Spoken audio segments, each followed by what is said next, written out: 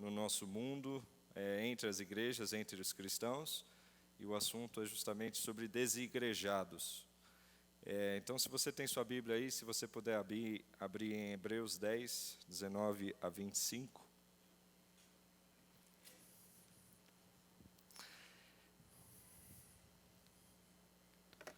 Então, Hebreus 10, de 19 a 25, está projetado aí também, se você quiser ler.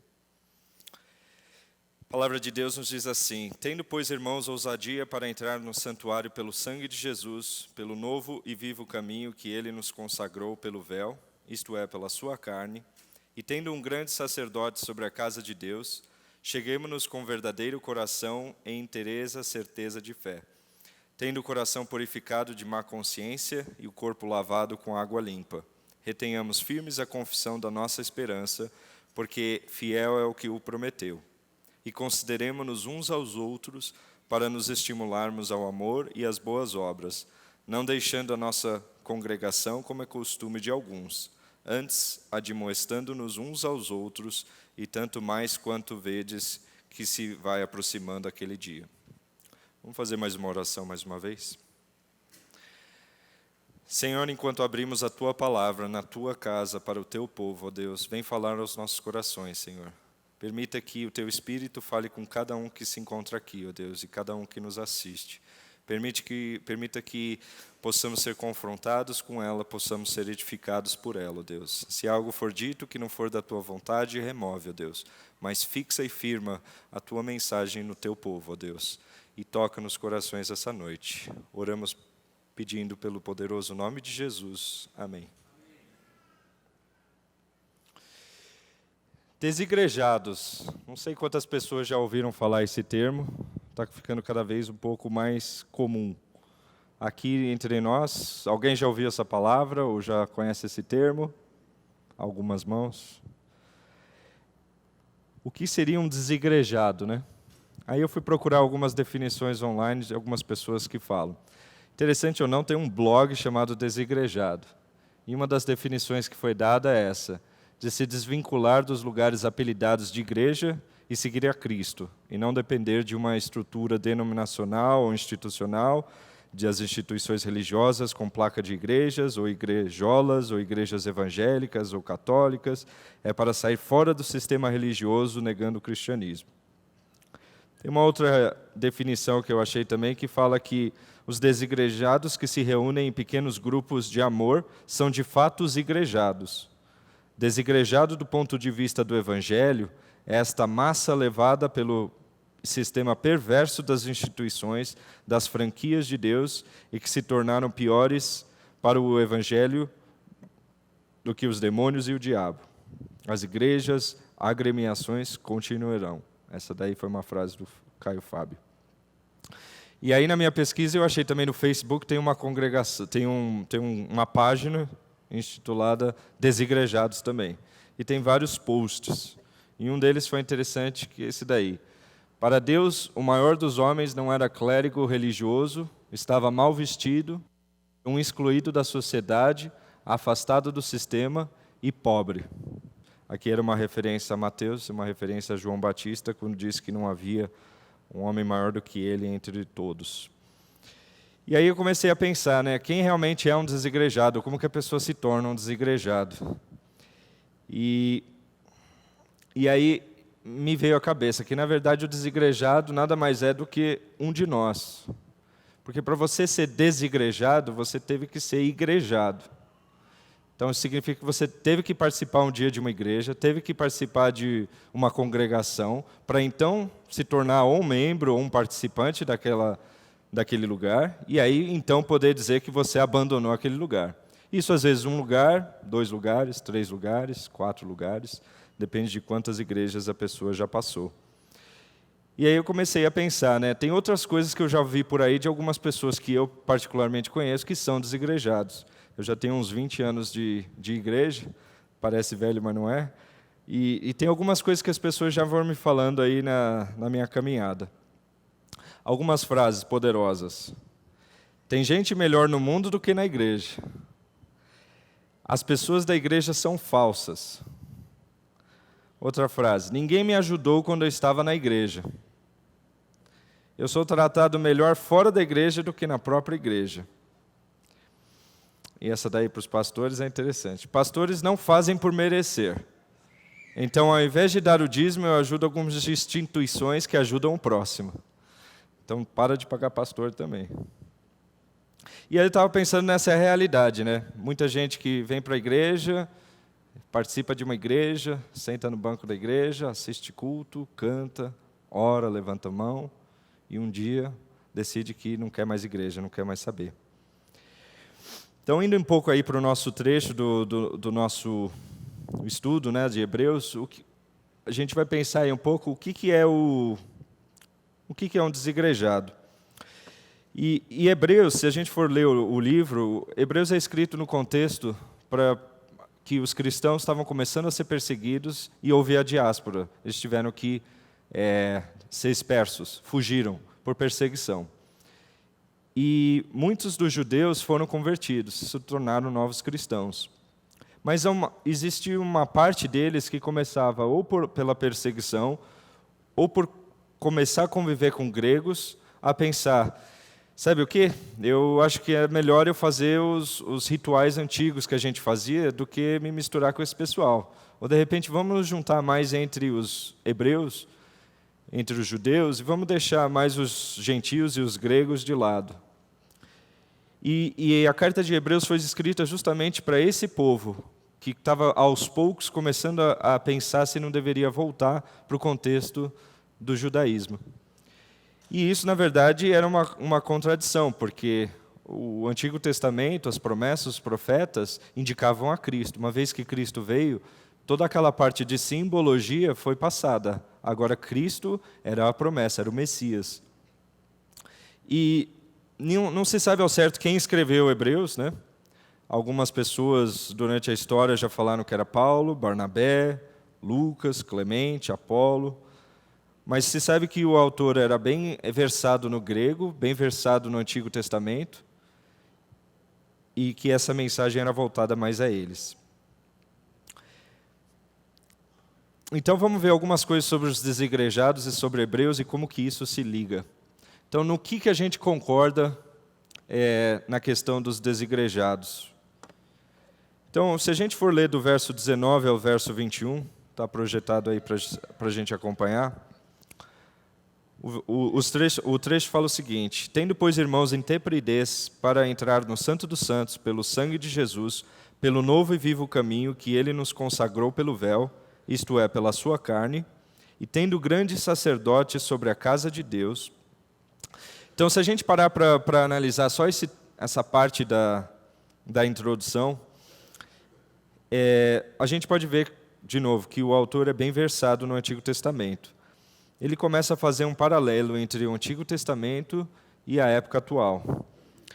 Então, ele começa falando sobre entrar no Santo dos Santos. O que era o Santo dos Santos? Então, o templo, antes de Jesus, era justamente um átrio grande, onde ficavam as pessoas, e uma área separada que se chamava Santo dos Santos. Tinha colunas, tinha um véu, e não era qualquer pessoa que podia passar dali. Existia uma tribo específica, dos levitas, dos quais se elegia um sacerdote, e era esse sacerdote que podia ou não entrar nesse lugar. Então não era para qualquer um. E ali representava a presença de Deus. E o véu representava justamente uma separação entre o átrio e Deus.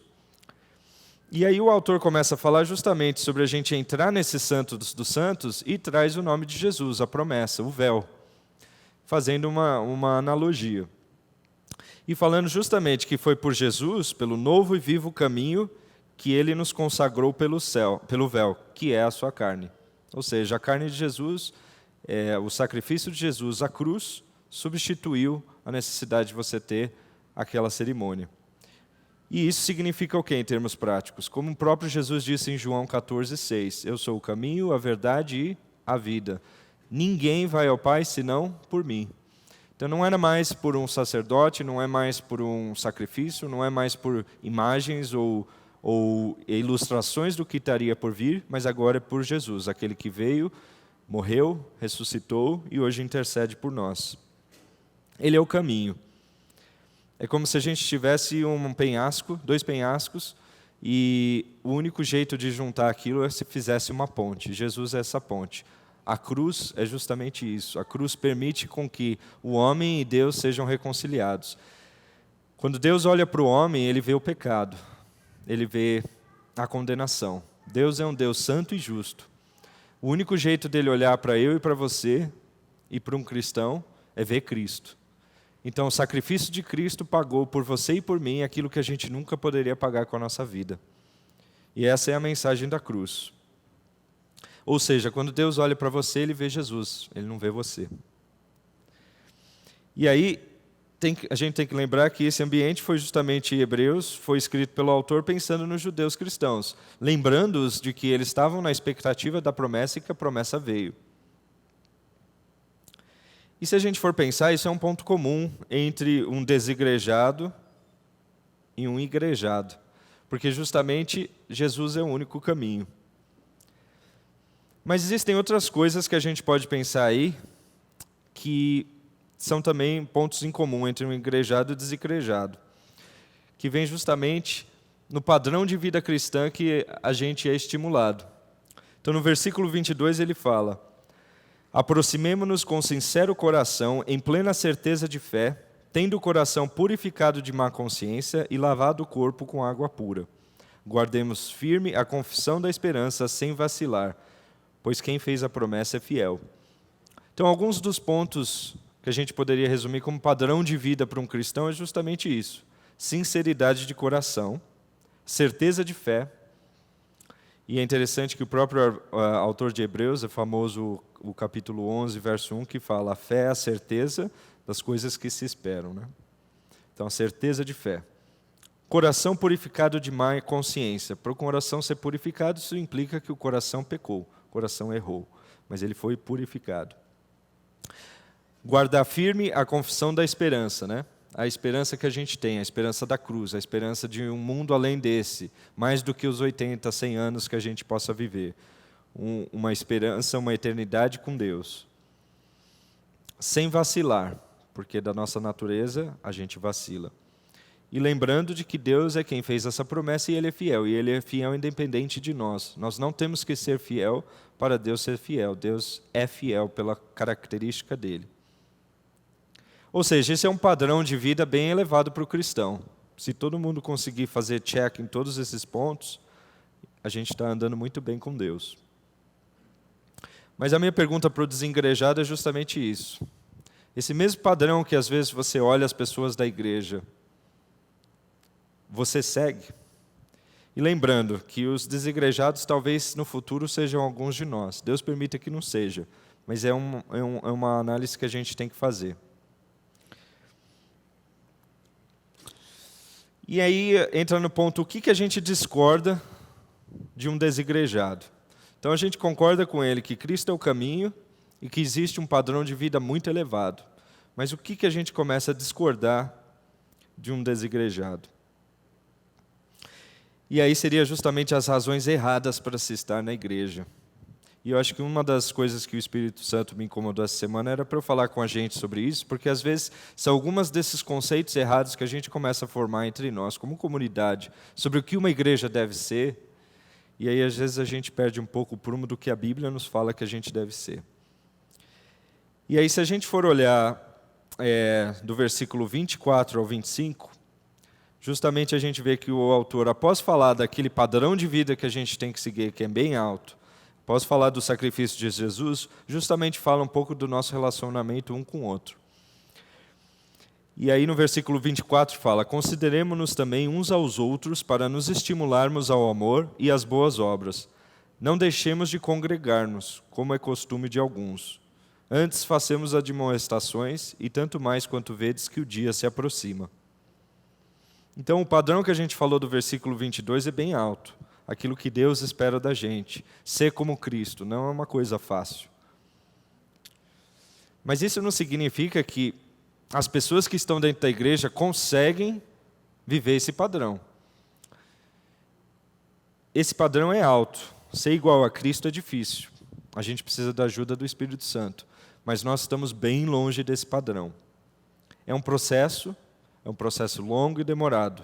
A santificação não é instantânea. Não é porque você se tornou membro de uma igreja, foi batizado, que a partir de agora você é santo ou você atinge esse padrão.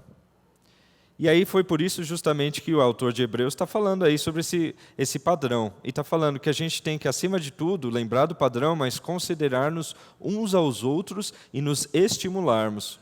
Aí eu estava olhando algumas outras versões bíblicas de tradução, que fala justamente sobre esse versículo. Então, tem uma outra que fala assim: pensemos uns aos outros a fim de ajudarmos todos a terem mais amor e a fazerem o bem.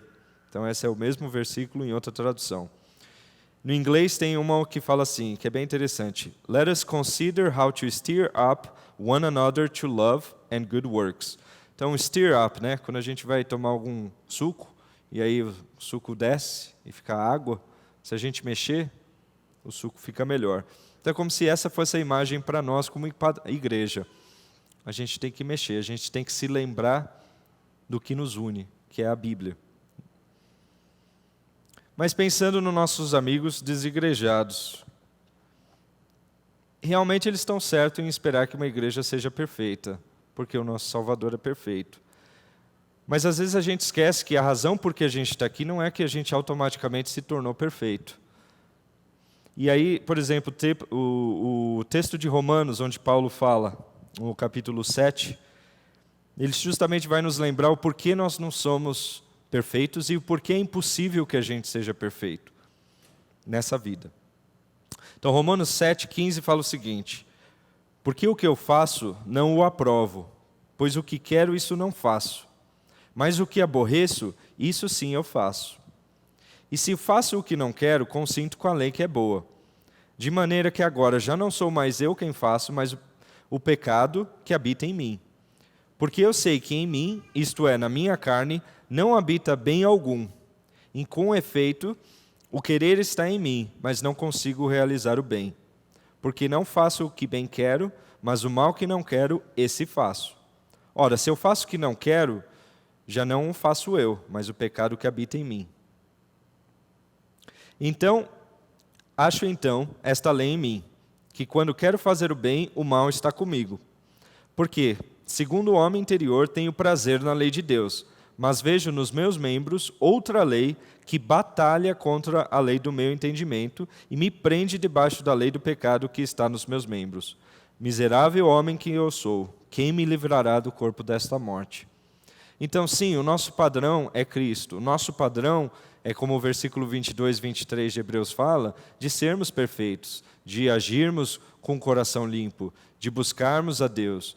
Mas, ao mesmo tempo, nós temos uma natureza que ainda está em processo de transformação. E isso faz com que nós erremos. Então, quando você olha para a pessoa ao seu lado, você pode até esperar que o padrão dela seja perfeição, mas você não vai ver perfeição. O único perfeito é Cristo. Ele é o modelo. Nós seguimos o exemplo. E se a gente pensar isso na Bíblia, a gente vai achar diversas outras histórias. Uma das grandes razões por que um desigrejado sai da igreja é justamente porque ele criou uma expectativa de que a igreja fosse ser perfeita. Aí ele chegou aqui, não viu isso, ou não gostou do nível e foi embora. E o problema está justamente nisso. Se você pensar em Jesus, por exemplo, ele escolheu 11 discípulos para andar com ele. Um era corintiano. Um traiu ele, né? Todo mundo conhece a história de Judas. Aí você vai pensar, então os outros todos são perfeitos, né? Não. Jesus não foi escolher os mais sábios e os mais versados nas Escrituras. Ele escolheu o quê? Pescadores, pessoas entre o povo. Aí tinha um lá que era todo nervosinho. Virou, mexeu, sacava uma espada, era ríspido, arreda, sai, não fala de morte. Jesus, Pedro. Você tinha um outro ali que falava assim, ó, só acredite se eu ver. Se você não me mostrar a sua mão, não acredito. Então você já tinha ao redor de Jesus pessoas que ele escolheu para andar junto, que já não eram num padrão de perfeição. E mesmo assim, Jesus investiu na vida deles e andou com eles. Mas se a gente pensar em outras personagens bíblicas, Se a gente olhar no capítulo 11 de Hebreus, é justamente aquela famosa lista de heróis da fé. Vamos pensar em alguns heróis da fé, né? Para ver se eram heróis. Então, quando a gente pensa em Noé, por exemplo. Noé foi usado por Deus, né? Agora, essa é a historinha que eu mais sei de cor, porque é a que mais a gente lê para criança, né? Noé era justamente o quê? Ajudou a Deus a punir o mundo, mas separar um povo para ele, separar os animais. Mas aí depois você continua lendo os capítulos depois que Noé saiu da arca e fica um pouco complicado. E o Jacó? Mentiroso, turrão. E o Sansão? Né? Ficava lá dando uma de bom. A Dalila ficava perguntando. Né? Começou a andar perto do povo que não deveria andar. Ou seja, a gente tem vários exemplos de pessoas que são mencionadas como heróis da fé, mas que no dia a dia falharam. E se eu pegar um agora, por exemplo, Davi. Davi foi um homem que, segundo a Bíblia fala, era um homem segundo o coração de Deus. E o que acontece com Davi? Davi justamente, em Samuel a gente vai ler, que fala que ele, além de ter ido e desejado a esposa de uma pessoa, foi, adulterou com ela, depois planejou o assassinato do marido, aí quando o marido morreu, casou com ela, ninguém descobriu, né? Pronto. E aí o que acontece na história, e vocês sabem, foi que justamente Deus viu aquela situação e interviu. E a gente vai olhar um pouco mais sobre a vida de Davi mais na frente. Mas a Bíblia chama ele de um homem segundo o coração de Deus. Mesmo um homem com defeitos, com pecados. Então, se a gente for pensar na igreja, a gente tem que achar que Cristo é perfeito, mas nós não vamos ser. Um dia seremos, porque o sacrifício dele foi perfeito, mas é através da santificação. E esse dia seria só na glória. É só o dia que formos daqui. Aí seremos transformados. Aí seremos a imagem de Jesus. Mas enquanto a gente está nessa terra, a gente luta com a nossa própria natureza. Então, quando a gente fala com um desigrejado, que olha para um e para o outro e fala, mas fulano fez isso, mas a pessoa me traiu, mas a pessoa não me ajudou, mas a pessoa não me amou. Calma aí, você está olhando para a pessoa errada, você teria que olhar para Jesus, só Ele é perfeito. E não é da pessoa que está do seu lado que vem a salvação, mas de Jesus, e a transformação também. Então, se a gente seguir aí na lógica disso, pensando com o desigrejado, ele tem também muita expectativa, não só em você que está sentado aí em perfeito, mas na liderança, nos pastores, nos presbíteros, nos diáconos, nos líderes de ministérios. Como eu brinquei, né? O pastor não prega bem, então eu não vou dar o dízimo. Foi o que eu já escutei. E a gente pensa em Jesus. Jesus chegou para os fariseus e para os escribas e foi bem duros com eles. Vocês conhecem a lei, vocês sabem da lei, mas vocês não estão seguindo. Vocês são fariseus, vocês criaram essa imagem. O seu exterior está bonito, mas o seu interior não está. Há uma dissintonia. E, ok, a gente tem que esperar que as pessoas de liderança, numa posição de liderança da igreja, vivam conforme aquilo que preguem, com certeza, como todos nós. Mas ainda assim, são homens suscetíveis a erros. Mas uma coisa é a gente vir na igreja, sentar aí e agir como cliente, e outra coisa é a gente vir na igreja e ser parte da igreja. A igreja é um corpo tem vários membros. Os membros têm suas funções. Se Deus te deu um talento e você senta aí, e você só observa o pastor, só observa o cara no louvor, só observa todo mundo que serve e critica, você está se esquecendo que Deus está te pondo aqui para você servir também. E aí no minuto que você começa a servir, aí os seus pecados também ficam à mostra, os seus erros e a sua imperfeição também ficam à mostra. E o certo não é sentar aí e falar assim, então eu não vou servir, porque eu tenho dificuldade. Se a gente olhar também, de novo, voltando, Deus chamou Gideão. Gideão ficou 10 vezes perguntando, mas sou eu mesmo? Tem certeza? Molha aqui essa lã, não molha, molha, não molha. A gente vai pensar em outras histórias, por exemplo, Davi. Tinha não sei quantos irmãos dele, tudo 2 metros de altura, quadrado, porta-mala, forte. E aí tinha um baixinho, um carinha franzino lá, e era aquele que Deus queria. Aí a gente vai pensar em Moisés. Vou te usar para tirar o povo do Egito de lá. Não, mas eu, além de gago, não sei o quê, não sei. Deus foi lá e capacitou e usou. Então Deus não chama membros para serem parte de uma liderança que são perfeitos. De novo, o nosso padrão é a cruz, Jesus é perfeito, nós não somos. Deus usa pessoas como nós, pessoas como você sentado aí. Então, se você um dia se tornar um desigrejado, ou as pessoas que são desigrejadas têm que se lembrar, quando você veio na igreja, sentou e assistiu como um cliente, você já errou o princípio. O princípio era você sentar e servir, e você ajudar, e você ser igual aos outros. E aí, nesse processo, que um afia o outro. É nesse processo que um ajuda o outro. E é justamente meu próximo ponto, que é a questão de exortação. Então a gente falou que o que a gente discorda? Perfeição. Cristo é o nosso único padrão. Expectativa nos líderes. Ok, a gente espera que sigam a Deus, mas ainda são falhos, ainda são imperfeitos. E a questão de exortação. Mesmo essas pessoas imperfeitas, mesmo essas pessoas que não são 100%, Deus ainda colocou numa posição de liderança no meio de você para lhe ajudar.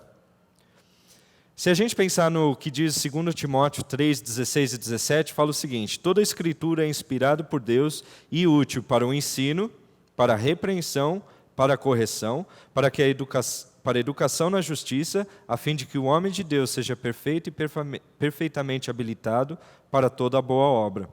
Ou seja, a Bíblia, ela não é só para nos ensinar, ela é para nos confrontar, ela é para nos exortar. A palavra aqui na tradução fala repreensão e correção.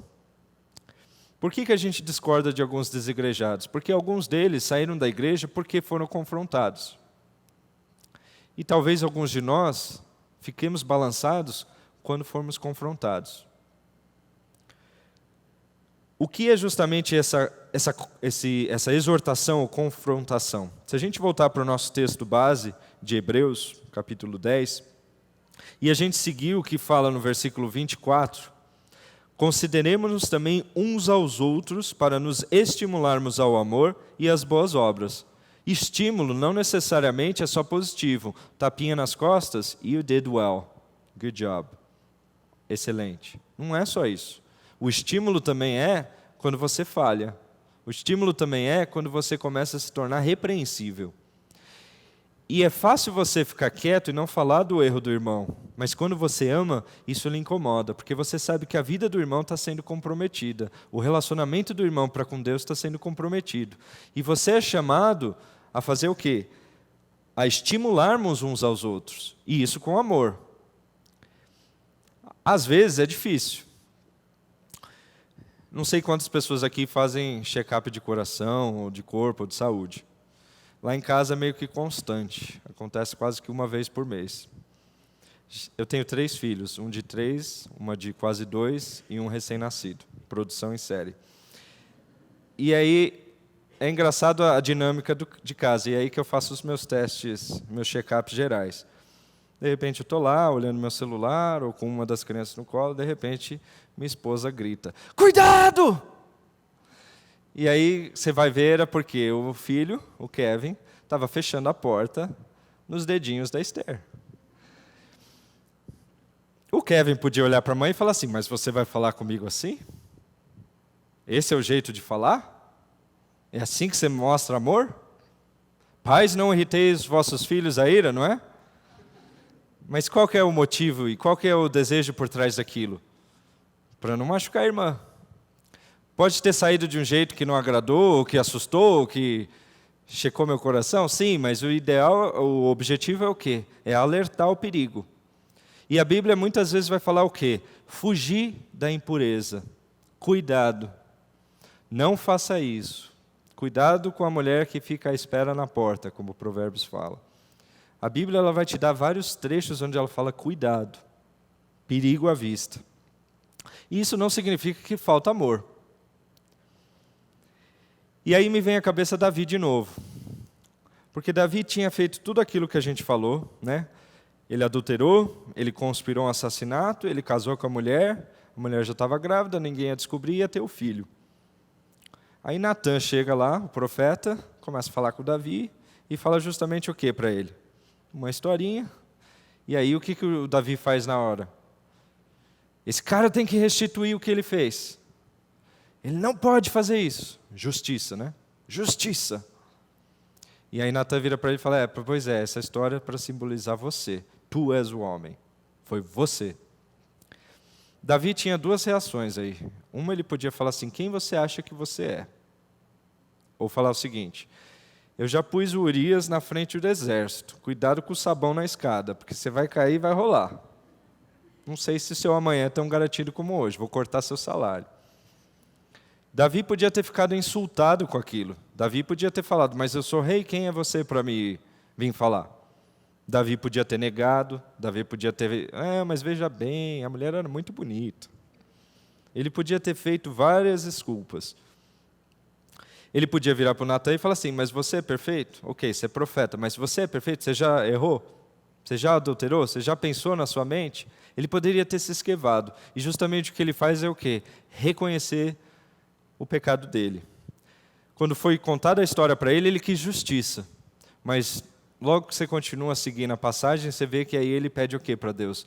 Misericórdia. Ele põe os joelhos no chão e ele começa a orar pelo bebê. E a gente sabe que a história, Deus realmente não permitiu que aquele bebê sobrevivesse. Depois Deus até deu Salomão para ele, logo depois. Mas se a gente pensar, Davi foi confrontado. Como eu brinquei, minha criança foi confrontada. Às vezes, um no outro, a gente vai se confrontar. E o nosso foco não é se a pessoa fez o certo na hora de confrontar. O nosso foco é, a gente é repreensível, a gente está pecando. Esquece o tom, esquece o jeito, esquece o dia, esquece tudo que a pessoa, as circunstâncias. Pensa na mensagem da confrontação. Você é culpado ou não? Então, quando um irmão da igreja, ou quando a liderança da igreja chegar para você e lhe confrontar, não foque nessas coisas. Foque no que é o objeto da confrontação. E seja humilde, seja que nem Davi. Reconheceu o seu erro e ainda assim foi usado por Deus. E ele é o homem que a Bíblia diz que era conforme o coração de Deus. Então não é a respeito de ser perfeito, a questão é arrependimento, é ser sensível à voz do Espírito. Então isso é outro ponto que às vezes pode fazer uma pessoa sair da igreja. Me confrontou, não gostei de sair. Quem ele acha que ele é? E o último ponto que a gente sempre vai ter dificuldade é a depravação total. À medida do momento que você se põe como um desigrejado e você fala, eu não quero mais ir na igreja, só tem gente falsa lá, ninguém segue o que prega, não faz o que Cristo quer. À medida do momento que você fez isso, você criou um padrão. E você tem que se analisar, o seu padrão está seguido por você mesmo? Se você saiu da igreja, a chance é que você não vai ser confrontado, porque você não vai ter pessoas que seguem a Bíblia ao seu redor. Talvez algumas. Mas se você já sai da igreja, talvez você não aceite um amigo que lhe confronte. Mas o ponto é, a sua natureza é depravada. O pecado está em você. Como a gente leu em Romanos, é parte de você. À medida que você foi regenerado, você tem uma luta contra isso. Você tem o processo de santificação. Mas você ainda é tentado por você mesmo. Não só por você, mas também como demônio, como tentações e outras coisas. E se a gente olhar no versículo 25, justamente fala sobre isso. Não deixemos de congregar-nos, como é costume de alguns. Antes façamos admoestações, e tanto mais quanto vedes que o dia se aproxima. Se a gente lembrar lá que eu dei a introdução, que o povo de a carta de Hebreus foi escrita para judeus cristãos que estavam querendo retornar ao judaísmo e deixar o cristianismo de lado ou deixar as pessoas gregas, ou que não, as pessoas que não eram, os gentios de lado. E justamente ele chama o quê? Não deixar-nos de congregar-nos. Já estava acontecendo com eles. Então o movimento desigrejado já é antigo. Já é desde o Velho Testamento, desde dos primórdios da igreja.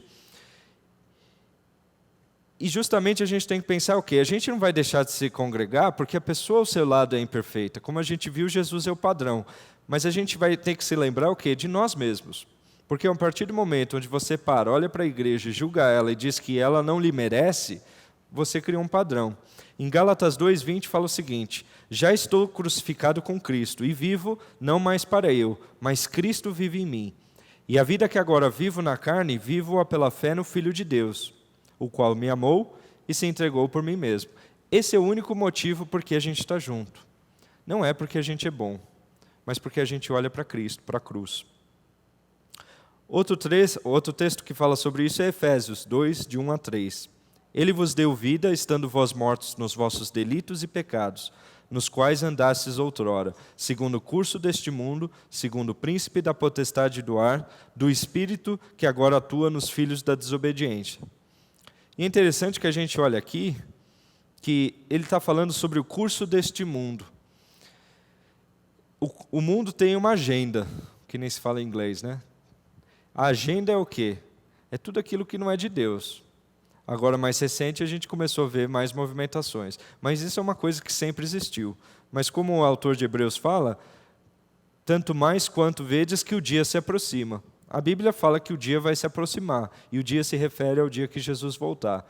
E quando a gente pensa nisso, Jesus vai voltar, só que até lá as coisas vão ficar piores, e piores, e piores. E a gente vê parte disso.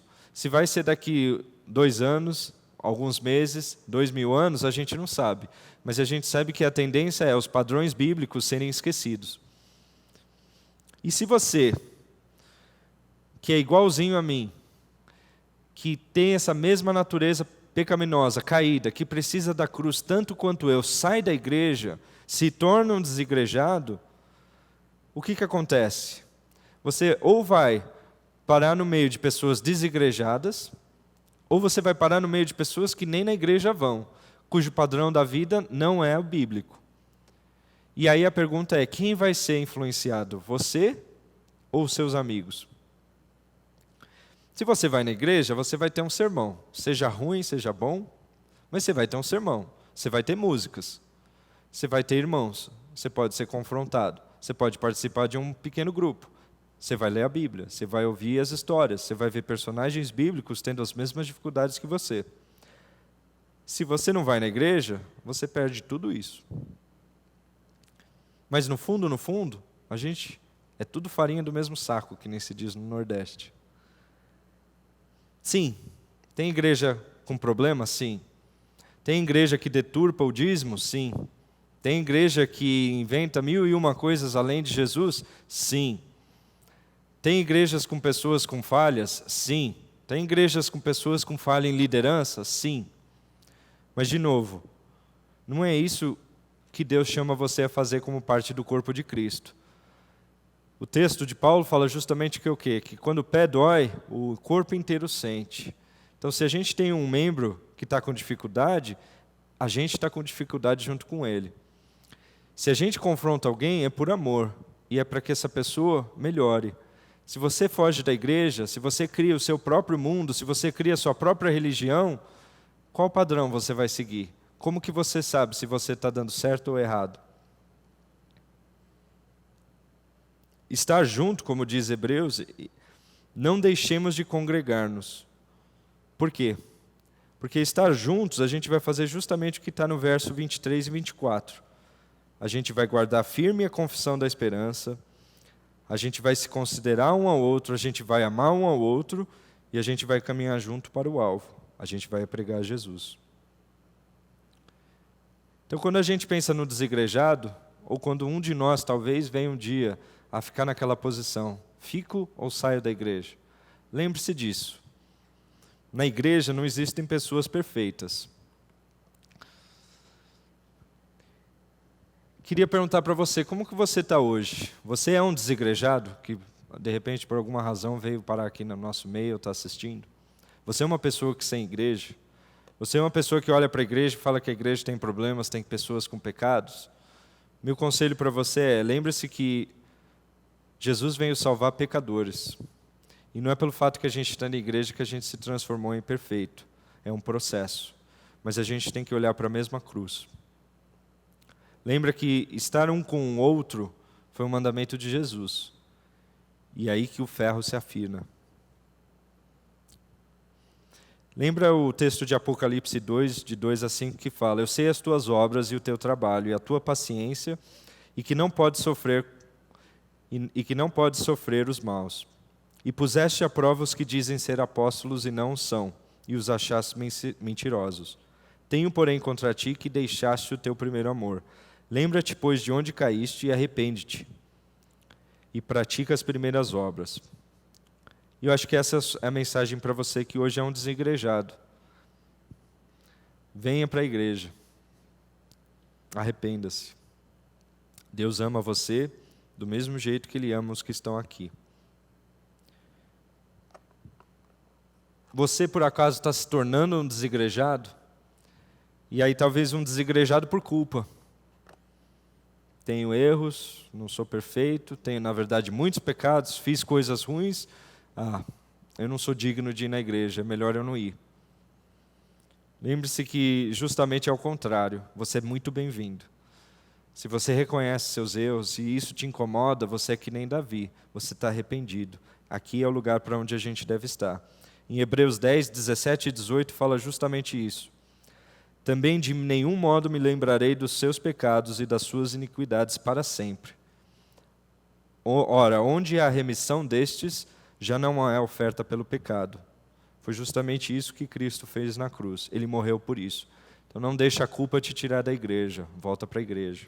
Você é bem-vindo.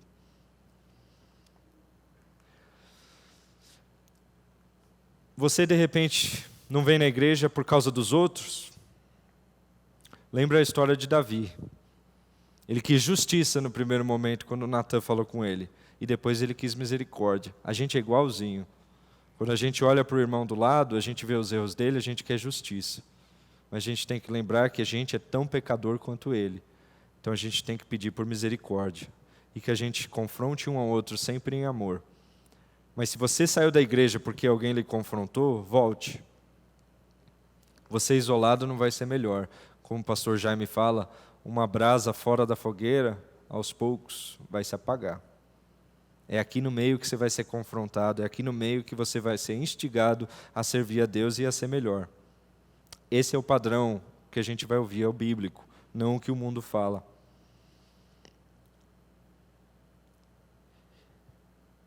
E a última coisa, não sei se é você hoje, mas talvez você conhece algum desigrejado? Existem vários por aí. Tem até um autor que, quando eu estava fazendo o estudo, falava que os cristãos estão meio que imitando o que os católicos fizeram. Você era um católico não praticante, agora existem cristãos não praticantes, cristãos que não vão na igreja. Se você conhece algum desses, vamos orar por eles. Vamos pedir para Deus e vamos buscá-los. Lembra que o texto diz, Jesus diz que há mais alegria quando se acha aquela ovelha perdida do que aquelas vezes que fica lá todo dia. Então vamos orar por essas pessoas, vamos trazê-las de volta. Para que elas voltem ao meio de pessoas imperfeitas, mas que têm a única coisa em comum, que é a cruz, que é Jesus. E esse que pode nos mudar. Vamos orar? Senhor nosso Pai, agradecemos porque o Senhor fala conosco através da Tua palavra, ó Deus. Ajuda-nos a seguirmos aquilo que o Senhor pede para nós. Ajuda-nos para que possamos seguir o padrão bíblico, que possamos buscar a perfeição, mas que não percamos os nossos olhos e nem tiremos de Jesus. Que possamos nos estimular uns aos outros, que possamos ir à igreja para servir, para amar uns aos outros, para sermos confrontados, para sermos perdoados e para exercermos o perdão. Traz de volta, Senhor, aqueles que se desgarraram, aqueles que acham que podem seguir o reino de Deus sozinhos, ó Deus. Traga-os para o nosso meio, para as suas igrejas, use os teus servos, ó Deus, para que cada vez mais a tua luz brilhe nesse mundo, para que cada vez mais sejamos sal no meio dele, ó Deus.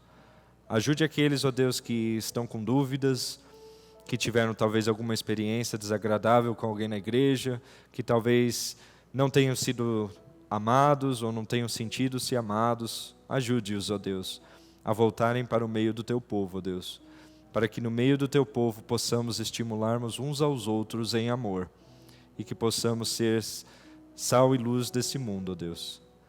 Pedimos essas coisas no nome precioso de Jesus que nos une por meio da cruz. Amém.